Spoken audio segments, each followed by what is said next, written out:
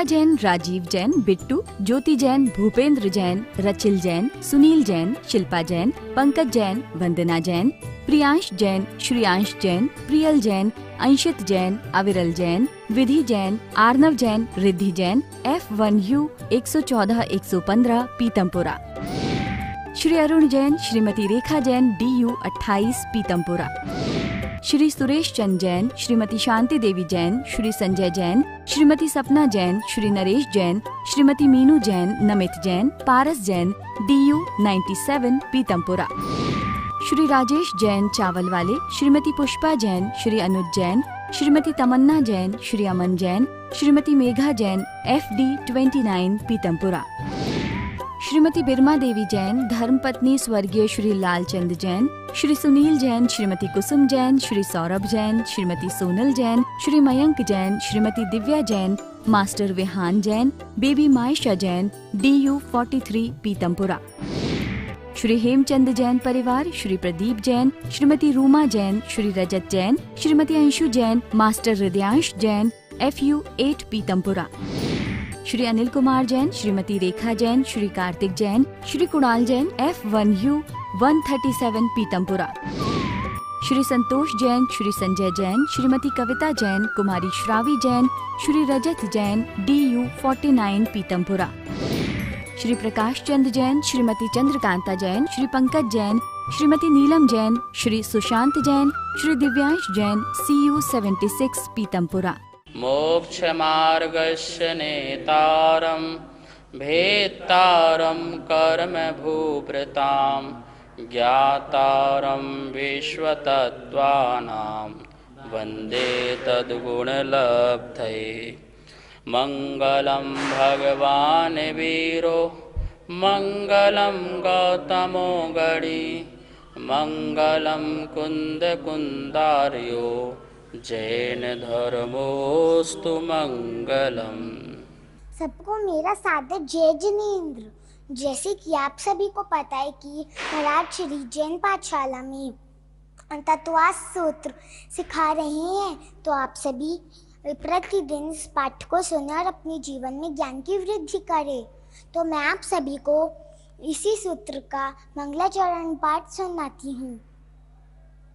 मोक्ष मार्गस्य नेतारं भेतारं कर्म भूभृतां ज्ञातारं विश्वतत्त्वानां वन्दे तद्गुणलब्धये।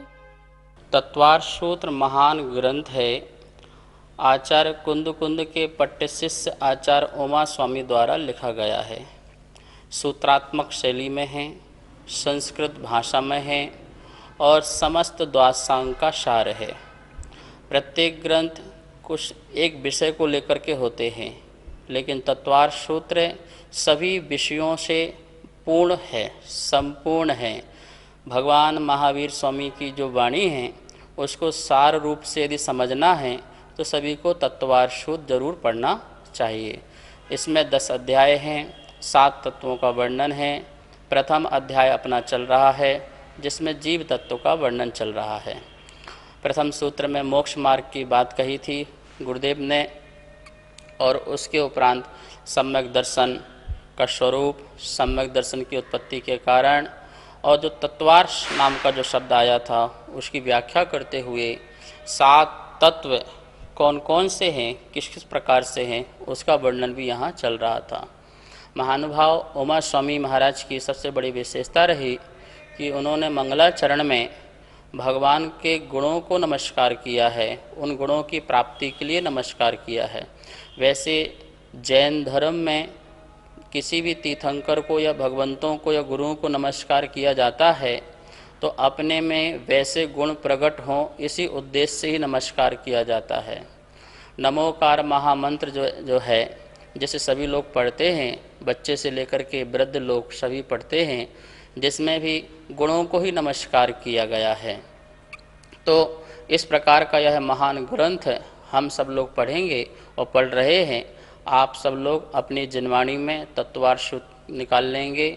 और चौथा जो सूत्र जो अपना चल रहा था, 7 तत्व के बारे में बात चल रही थी, उसको बोर्ड के माध्यम से समझ करके और फिर उसको आगे समझते हैं।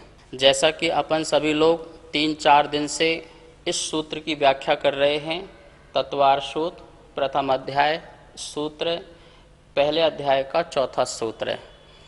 जीवा जीवाश्रव बंध संवर निर्जरा मोक्षास तत्वम, ये सूत्र अपन पढ़ चुके थे। इसमें जीव अजीव आश्रव बंध संवर निर्जरा मोक्ष ये सातों तत्व हैं। तत्व अंत दीपक है, सबके साथ लगाएंगे। जीव तत्व, अजीव तत्व, आश्रव तत्व, बंध तत्व, संवर तत्व, निर्जरा तत्व और मोक्ष तत्व। इस प्रकार से ये 7 तत्वों की यहाँ पर व्याख्या आचार्य ने की थी। चौथे नंबर सूत्र के माध्यम से अपन ने जीव के बारे में पढ़ लिया था, अजीव के बारे में पढ़ा था और आश्रव बंध संवर निर्जरा मोक्ष ये चल रहा था, जिसमें बताया था कि आश्रव 2 प्रकार से, बंध 2 प्रकार से, संवर 2 प्रकार का, निर्जरा और मोक्ष भी 2 प्रकार का। कौन कौन सा? द्रव्य आश्रव भाव आश्रव, द्रव्य बंध भाव बंध, द्रव्य संवर भाव संवर, द्रव्य निर्जरा भाव निर्जरा और द्रव्य मोक्ष और भाव मोक्ष। इसमें भी अपन ने जो द्रव्य आश्रव और द्रव्य भाव आश्रव इन दोनों को पढ़ लिया था। आज द्रव्य बंध और द्रव्य आश्रव के बारे में और भाव बंध के बारे में पढ़ते हैं। बंध 2 प्रकार का, एक भाव बंध और दूसरा द्रव्य बंध। भाव बंध चेतना की ओर से और द्रव्य बंध जो है वो कर्मों की ओर से, अर्थात निमित्त और उपादान की ओर से बात चलेगी। कर्म निमित्त हैं और अपनी आत्मा की जो निज शक्ति है वो उपादान है। मैं कैसा भाव करता हूँ जिससे बंध होता है और जिसके निमित्त से कर्म आकर के आत्मा के साथ दूध पानी की तरह मिल जाते हैं। एक बात ध्यान रखना, कर्म आत्मा के साथ दूध पानी की तरह मिलने के बाद भी कर्म कर्म रूप में रहते हैं और आत्मा आत्मा रूप में रहती है। दोनों एक साथ बंद हो जाने के बाद भी एक प्रदेश, एक क्षेत्र अवगाह है बंद हो जाता है। एक क्षेत्र अवगाह मतलब क्या? जितना एरिया आत्मा का है उतना ही एरिया कर्म का हो जाता है। जैसे आत्मा असंख्यात प्रदेशी है। कितने प्रदेशी है? असंख्यात प्रदेशी है। तो एक प्रदेश में अनंत अनंत कर्म प्रदेश बन जाते हैं और एक एक कर्म प्रदेश में अनंत अनंत कर्मों का बंध बंध जाता है और उसके ऊपर भी अनंत अनंत कर्म विसृपचय रूप से रहते हैं। विसृपचय मतलब कहलाता है उम्मीदवार, जो अभी कर्म को बंध को प्राप्त नहीं हुए हैं लेकिन कर्म बंधने को तैयार हैं। जैसे कोई नेता चुनाव में खड़ा हो गया पर अभी नेता नहीं बना है पर उम्मीदवार है, ऐसे ही हमारे आत्मा के बिल्कुल सन्निधि में सन्निकट में अनंतानंत कर्म परमाणु कर्म वर्गणाएं हैं, जो आपकी हलन चलन, जो आपके योग प्रदेश का हलन चलन अथवा आपके भावों का इंतजार कर रहे हैं। आपके आत्मा में किसी प्रकार की चंचलता हुई, राग देश मोह के भाव आए और उनको तुरंत ही कर्म रूप में परिवर्तित हो जाना है। कहीं से कर्म आना नहीं है। ये 3 लोक में ठसाठस कार्मण वर्गणाएं हैं। एक भी स्थान ऐसा खाली नहीं है जहाँ पर कार्मण वर्गणाएं न हो। कारण वर्गणाएं किसे कहते हैं? परमाणुओं के समूह को वर्ग कहते हैं, वर्ग के समूह को वर्गणा कहते हैं और वर्गणा के समूह को स्पर्धक कहते हैं और वही स्पर्धकों का जो समूह है उसे कर्म कहते हैं। तो ऐसी कार्मण वर्गणाएं अनंत प्रत्येक प्रदेश में, लोकाकाश के प्रत्येक प्रदेश में हैं। कहीं जाना से कहीं आना नहीं है, कहीं जाना नहीं है, आप जहाँ हो वहीं पर हैं। और जैसे ही आपने मन की, वचन की, काय की चंचलता की, मन में कुछ सोचा, वाणी से कुछ कहा, काय से कुछ किया और उसी समय आपका आश्रय होकर के आत्मा के साथ वहीं पर कन्वर्ट होकर के कारण वर्गणाएं कर्म रूप में ज्ञानावरणी, दर्शनावरणी, वेदनी, मोहिनी, आयु, नाम, गोत्र, 7 प्रकार के कर्म तो सदा ही बनते रहते हैं। आयु कर्म जो है सदा नहीं बनता है, उसकी अपनी एक व्यवस्था है, जैसे अपन बाद में समझेंगे 8वें अध्याय में। अभी तो यहाँ पर जो कर्म हैं हमारे अपने योग जो आत्मा का है, उसकी चंचलता, आत्मा के प्रदेशों की चंचलता और उसकी अभिव्यक्ति मन वचन काया की, उसके माध्यम से आश्ररूप होकर के आत्मा के प्रदेशों से एक क्षेत्र अवगाए उसी में आकर के ठहर जाते हैं। और जब तक के लिए ठहर जाते, जैसे जिस भाव से तेजी से हमने बुलाया था उसी भाव से वो ठहर जाते हैं। जैसे एक मेहमान को अपन बुलाते हैं तो बड़े एक सहज से फॉर्मेलिटी, भाई साहब आया करो कभी, बहुत दिन से है अभी आए नहीं हो, तो आपने असहज बोल दिया, ठीक है ना। और एक को बोला नहीं भाई साहब आपको आना ही पड़ेगा, आपको रुकना ही पड़ेगा और आप ऐसा नहीं चलेगा, ठीक है ना। तो बोलो कौन ज़्यादा दिन रुकेगा? एक को आपने सहज कहा था वो तो आएगा और चला जाएगा, और एक को जिसमें आपने बहुत अच्छी तरह से निमंत्रण दिया है, बोलते हैं ना कि एक होता है आमंत्रण और एक होता है निमंत्रण। धार्मिक कार्यों में हमेशा आमंत्रण दिया जाता है, निमंत्रण नहीं। आमंत्रण मतलब हमारा काम था आपको बताना, आप आओ ना आओ आपकी मर्जी। निमंत्रण में नहीं आना ही है, इसलिए शादियों के कार्ड में आमंत्रण नहीं लिखते हैं, क्या लिखते हैं? निमंत्रण लिखते हैं। क्यों? कि भैया हमने आपको कार्ड दिया है तो आना, नहीं आओगे तो भैया आज से लेना देना बंद, अपनी तुपनी सब बंद, इसलिए उसमें निमंत्रण होता है। तो ऐसे हम कर्मों को, किसी कर्मों को आमंत्रण करते हैं, किसी कर्मों को निमंत्रण करते हैं। किसी परिणाम में हमारी बहुत तीव्र रागता होती है, तीव्र द्वेष होता है, तीव्र मोह होता है, तो वो हमारा वो जो निमंत्रण हो गया वो आएगा ही आएगा। आमंत्रण वाले में क्या है? सहज रूप से ऐसी मन वचन काया से क्रिया कर ली अपन ने, हाथ पैर चलाया, उठ लिया, बैठ लिया सहज रूप से, तो उसमें भी आश्रय होगा, उसमें भी बंद होगा। पर कैसा होगा? अधिक समय वाला नहीं होगा, कम समय वाला होगा और होकर के चला जाएगा। इस प्रकार से यहाँ पर कर्मों का जो आत्मा के साथ बंद की ये व्यवस्था है। अब इसको अपन स्लाइड के माध्यम से समझने का प्रयास करते हैं। अब आप यहाँ पर स्लाइड देख रहे होंगे और इस स्लाइड में क्या लिखा हुआ है? बंध। बंध के 2 भेद लिखे हुए हैं, भाव बंध और इस तरफ लिखा है द्रव्य बंध। भाव बंध और द्रव्य बंध। भाव बंध में क्या लिखा हुआ है? आत्मा के जिन परिणामों के निमित्त से कर्म आत्मा से संबंध रूप हो जाते हैं, बंध रूप हो जाते हैं। निमित्त, निमित्त मतलब के द्वारा, आत्मा के जिन परिणामों से, किसके परिणामों से?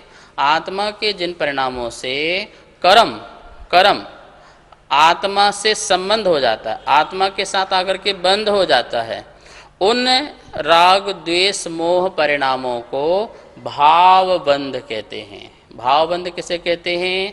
अपनी आत्मा का विकारी परिणाम, शुभ परिणाम, अशुभ परिणाम, ठीक है ना। अच्छा राग, बुरा राग, संसारिक राग, मोक्ष का राग, तो इस प्रकार से राग, शुभ राग, अशुभ राग, देव शास्त्र गुरु से राग, परिवार से राग, पैसे से राग, मंदिर से राग, इस प्रकार से शुभ और अशुभ दोनों प्रकार का राग और दोनों प्रकार का द्वेष भी, और यह मेरा है ऐसा मोह परिणाम भी।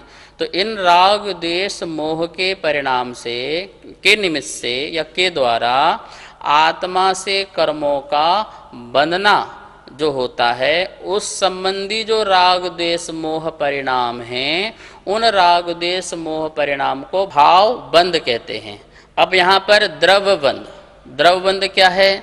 उसके निमित्त से, किसके निमित्त से?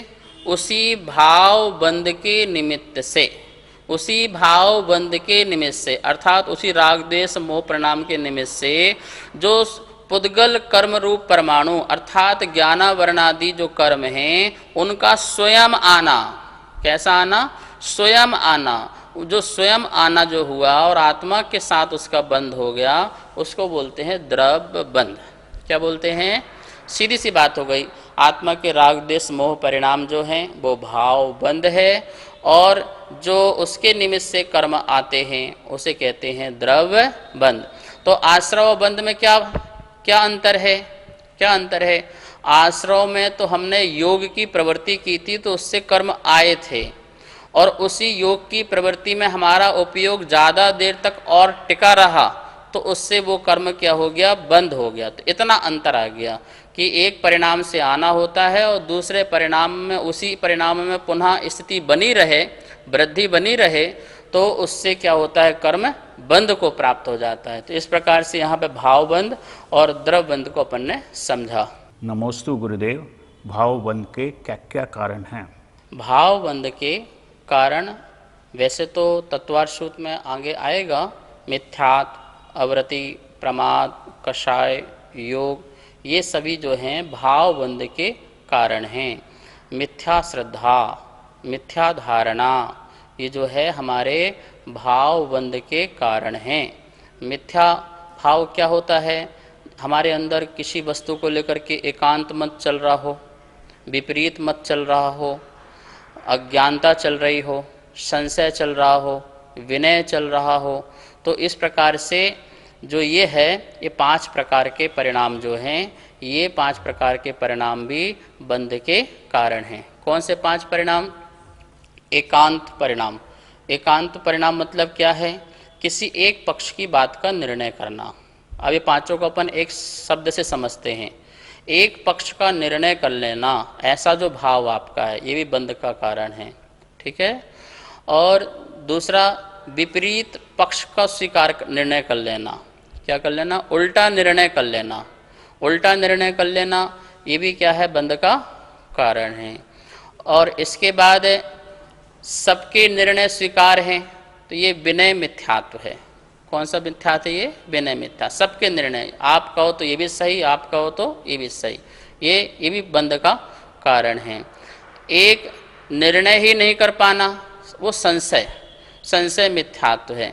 इसके कारण भी क्या बोलते, कर्म बनते रहते हैं। और एक है निर्णय ही नहीं करना चाहता है, वह अज्ञान मिथ्यात्व है। तो इस प्रकार से ये 5 कारण जो मिथ्यात्व के हैं, इससे भावबंध पूर्वक द्रव्यबंध भी होता है।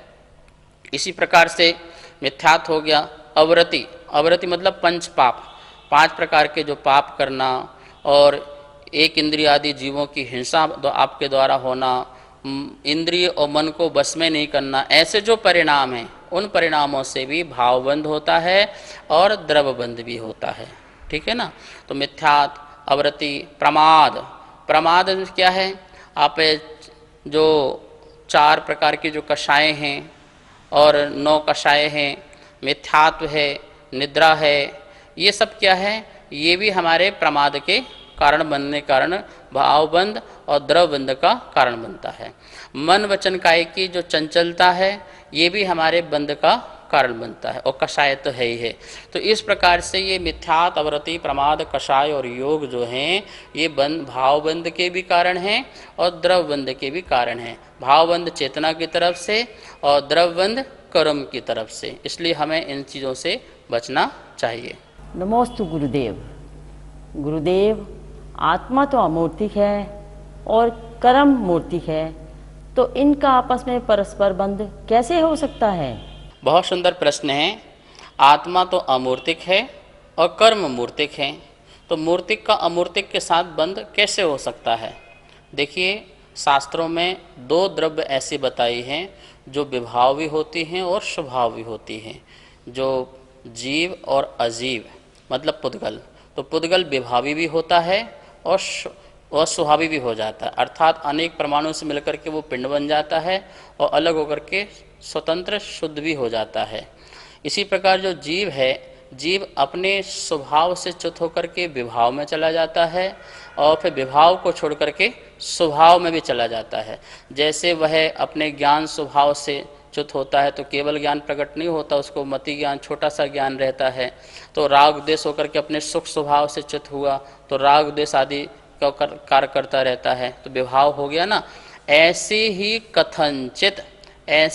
कथनचित आत्मा भी अपने अमूर्त स्वभाव से च्युत होती है। कथनचित आत्मा भी अमूर्त स्वभाव से च्युत होती है। कथनचित आत्मा को भी मूर्तिक माना है संसार अवस्था में, कार्मिक अवस्था में, इसलिए मूर्तिक का मूर्तिक से बंध हो जाता है। कथनचित, ध्यान रखना, वैसे तो अमूर्तिक ही है लेकिन अपने स्वभाव से च्युत होती है, इसलिए वो भी कर्म से बंध बन जाती है। पहली बात, सैद्धांतिक बात। दूसरी बात, आप ये भी समझिए कि आत्मा कर्म से बनती नहीं है, ये कथन मात्र है, उपचार मात्र है। कर्म तो कर्म से बनता है। मैं आपसे एक प्रश्न करता हूँ, आप रस्सी से गाय को बांध सकते हो क्या? कौन हिंदुस्तान में ऐसा व्यक्ति है जो गाय को रस्सी से बांध सकता है? और बांधेगा तो मैं उसे इनाम भी दूंगा आशीर्वाद का, ठीक है ना? और कुछ तो मेरे पास वस्तु है नहीं है। तो कभी भी कोई भी व्यक्ति रस्सी से गाय को नहीं बांध सकता, क्योंकि रस्सी से गाय को बांधोगे तो गाय मर जाएगी। रस्सी एक तरफ और गाय पर गांठ बंधेगी तो गाय मर जाएगी। रस्सी से रस्सी को बांधते हैं। क्या बांधते हैं? गांठ। क्या बांधते हैं? किससे गांठ बांधते हैं? रस्सी की जो गांठ है उसको आपस में बांध देते हैं, बस। तो बांधा किससे है? रस्सी से बंधी है, गाय से नहीं बंधी है। वो बात अलग है कि गांठ से गांठ बन जाने के बाद गाय स्वतंत्र नहीं है, अब गाय परतंत्र है। जब तक गांठ खुलेगी नहीं तब तक गाय अपने स्वतंत्रता से विचरण नहीं कर सकती है। ऐसी कर्म कर्म से बनता है। क्या होता है? कर्म कर्म से बनते हैं। आत्मा के पास इतने कर्म आ जाते हैं, कर्म कर्म से बनते रहते हैं, और आत्मा क्या हो जाती है? उस गाय की तरह परतंत्र हो जाती है। लेकिन परमानेंट परतंत्र हो जाए, ऐसी भी बात नहीं है। कोई गाय अज्ञानी ये मान ले कि मैं तो अब खूंटे से बंध गई हूँ, रस्सी से बंध गई हूँ, अब जब मालिक खोलेगा तभी मैं विचरण कर सकती हूँ, अन्यथा मुझे तो ऐसा ही रहना पड़ेगा, बंधन में रहना पड़ेगा। तो वो अनादि से अनंत काल तक ऐसी बंधी रहेगी। लेकिन किसी गुरु महाराज ने आके समझाया, तेरे अंदर बहुत पावर है, बहुत शक्ति है, थोड़ा थोड़ा सा प्रयास कर, थोड़ा थोड़ा सा झटका मार, ये खूंटा भी उखड़ जाएगा, रस्सी भी उखड़ जाएगी, और तू क्या हो जाएगी? स्वतंत्र हो जाएगी। ऐसी ही ज्ञानी आत्मा ने हमें बताया, समझाया महावीर स्वामी ने कि कर्म में इतनी ताकत नहीं है। जिस दिन तू अपनी ताकत दिखाएगा, जिस दिन तू अपने स्वभाव को प्रकट करेगा, उसी दिन ये कर्म जो है सारे के सारे क्या हो जाएंगे? नष्ट हो जाएंगे। तो बात समझ में आई ना? व्यवहार में जब हम कहते हैं तो यही कहते हैं कि गाय रस्सी से बंधी है, और यही बोलना है, यही कथन है। व्यवहार का कथन यही है कि गाय को रस्सी से बांध दो, यही कथन है। पर निश्चय से रस्सी से बंधी है और गाय अपने में है। ऐसे ही कर्म कर्म से बंधा हुआ है और आत्मा अपने में है, ये निश्चय है। इस बात को जानोगे तभी तो स्वतंत्र होगे, नहीं तो परतंत्र ही बने रहोगे। कभी भी कर्म से मुक्त होने का उपाय भी आप कभी नहीं कर पाओगे। तो इस बात को हमें समझना है कि हम या तो कर्म के सामने आकर के घुटने टेक लें, या कर्म हमारे सामने घुटने टेक ले।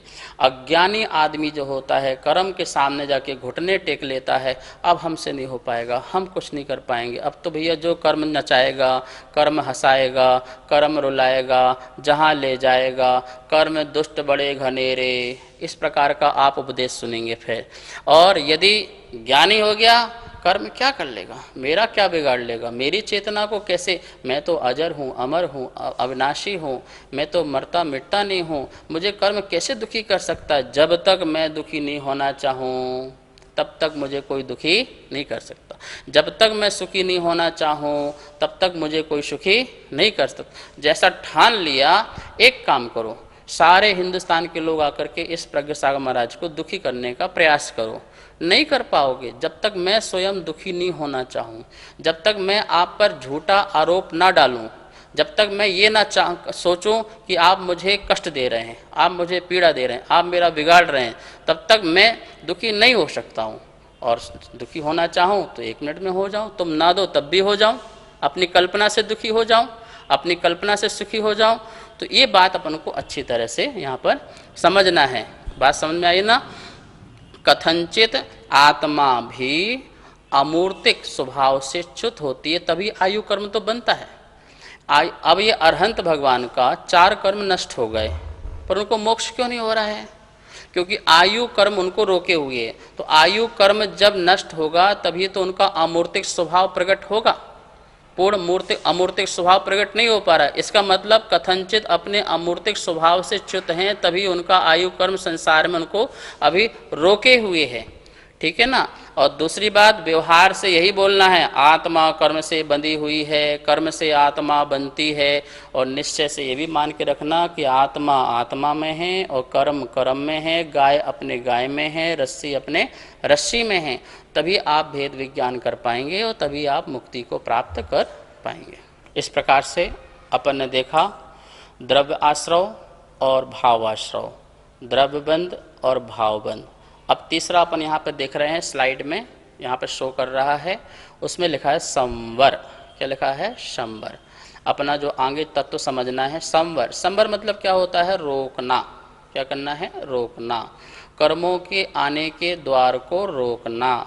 जैसे नाव में छिद्र हो जाने पर जल नाव में आ रहा था और पानी से भर रही थी, यदि पानी छिद्र को हमने बंद नहीं किया तो क्या होगा? नाव भी डूब जाएगी और नाविक भी डूब जाएगा। तो अब क्या करना है अपन को? वो छिद्रों को बंद करते जाओ तो संवर हो जाएगा, पानी आना बंद हो जाएगा। अब अपन को यही करना है कि जहाँ से कर्म आ रहे थे ऐसे काम करना है कि अब कर्म को आने नहीं देना है। तो देखिए क्या लिखा है यहाँ पर, जो द्रव्य संवर और भाव संवर। क्या परिभाषा है? आत्मा के जिन परिणामों से कि निमित्त से कर्म का रुक जाना, उन परिणामों को भाव संवर कहते हैं। आत्मा के जिन परिणामों से कर्मों का रुक जाना है उसे अपन भाव संवर कहते हैं। और उसी भाव संवर के निमित्त से द्रव्य कर्मों का नहीं आना, ज्ञानावरण आदि द्रव्य कर्मों का नहीं आना, उसे कहते हैं अपन द्रव्य संवर कहते हैं। इस प्रकार से भाव संवर और द्रव्य संवर। तो बात चल रही थी कि आत्मा के जिन परिणामों से क्या होता है? संवर होता है। तो कौन से परिणाम से?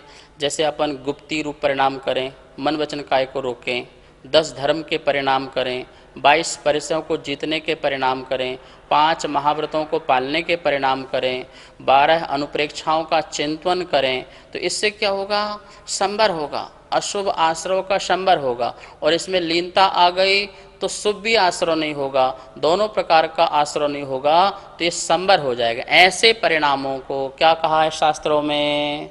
भाव संवर।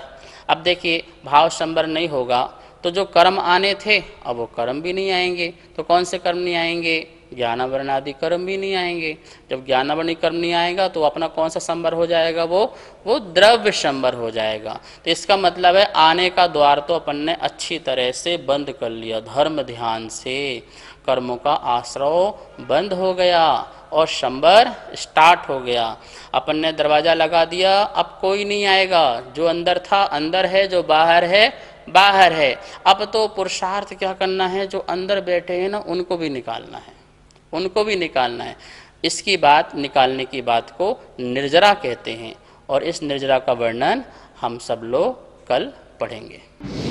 सुनीत जैन, नीरज जैन, विभोर जैन, इति जैन, सर्वांग जैन, चारू जैन, गौरव जैन, दर्श जैन, अनिकांत जैन, कोकिला जैन, कनिका जैन, गौरव जैन, अर्घ्य जैन, नितिका जैन, मयूर जैन, पर्व जैन, अदिति जैन, सामवेद, तिलका देवी जैन, मनोज जैन, उषा जैन, सुनीत जैन, नीरज जैन, अनिकांत जैन, कोकिला जैन, राजीव जैन, वंदना जैन, राजीव जैन, वंदना जैन, वरुण जैन, पूजा जैन, वाणी जैन, श्रीमती कमलेश जैन, धर्मपत्नी स्वर्गीय श्री श्रीपाल जैन, परिवार QU 149C, पीतमपुरा, दिल्ली। श्रीमती आशा जैन, धर्मपत्नी श्री सुखमाल चंद जैन, चावल वाले। श्री रवि जैन, श्रीमती डिम्पल जैन, श्री अमित जैन, श्रीमती मीतू जैन, श्रेय जैन, अर्पित जैन, कनिका जैन, आदित्य जैन, FU 71, पीतमपुरा, दिल्ली। श्रीमती केला जैन, श्री जगदीश राय जैन, श्रीमती उषा जैन, श्री कुलभूषण जैन, श्रीमती प्रीति जैन, श्री संजय जैन, मोनाल जैन, हाद्विक जैन, साक्षी जैन, DU 5, पीतमपुरा, दिल्ली। श्री संजय जैन, श्रीमती रचना जैन, श्री सक्षम जैन, श्री उत्कृष्ट जैन, श्री दीपक जैन, श्रीमती स्वाति जैन, उन्नति जैन, आगम जैन, F1U1, पीतमपुरा। श्री अजय कुमार जैन, श्रीमती सुमन जैन, श्री अभिषेक जैन, श्रीमती दिव्या जैन, मास्टर लवित जैन, BU 101, पीतम।